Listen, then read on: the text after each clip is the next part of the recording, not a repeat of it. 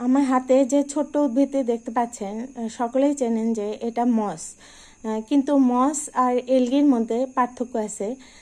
যে মস হলো যে এরকম ছোট যে গাছের মতো দেখতে পাচ্ছেন, এবং এদের হলো যে ক্যাপসুল হয়, ক্যাপসুলে স্পোর থাকে এবং সেভাবে এরা বংশবৃদ্ধি করে। কিন্তু এটা দেখেন ছোট গাছের মতো দেখা যায়। অনেকে ভুল করে যে কোনটা এলগি আর কোনটা মস। তো এলগি কিন্তু এক ধরনের যে এরকম পিচ্ছিল একটা উপকরণে, এই যে এরকম একটা উপকরণে তৈরি এলগি, এবং এটা মাইক্রোস্কোপিক অর্গান ছাড়া দেখা সমস্যা। তো এটা হলো এলগি। এলগি কয়েক ধরনের আছে আমাদের দেশে, যেমন পুকুরে একটা দেখা যায় যেটা তুললে যে চুলের মতো, যদিও আমি সেটা আনতে পারিনি, কারণ হলো যে প্রচুর মশা আর মানে মশার বৃষ্টিতে পিচ্ছিল হয়ে গেছে, কাদা ঘাস, এই জন্য আমি যাইনি। এটা আমি পেলাম যে রাস্তায় ছিল, সেটা আমি নিয়ে আসলাম এই এলগিটা। তো এটা কিন্তু নস্টক প্রজাতির যে পিচ্ছিল অংশ থাকে এবং সেটাতে পা পিছলে যায়। তো এলগিরা এরকম হয়। এলগিরা কখনো যে মশের মতো গাছের মতো হয় না। যেরকম দুইটা যদি একসাথে দেখায় তাহলে বুঝতে পারবেন যে এই যে এলগি আর মশ একসাথে।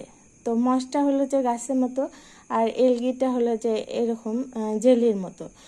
যদিও আরেকটা যে এলগি পুকুরে, এখানে ক্যাম্পাসে পুকুরে আছে, সেটা চুলের মতো। কিন্তু যে মসে কিন্তু পুরো উদ্ভিদের যে বৈশিষ্ট্য, যে পাতা আছে, শিকড় আছে, স্টেম আছে এবং ক্যাপসুল হয়, যে বীজ যেটাতে হয় ক্যাপসুল স্পোর হয়, সেটা কিন্তু মস কিন্তু সেরকম না।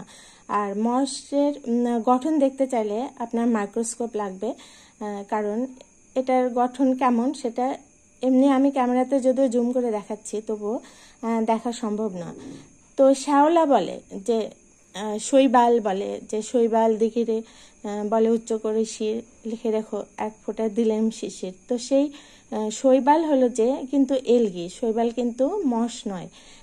যে মসটা এরকম আর শৈবাল হলো যে এরকম। শৈবাল পুকুরে যে শৈবাল আমি দেখছি এর আগে, সেটা হলো যে আপনার চুলের মতো।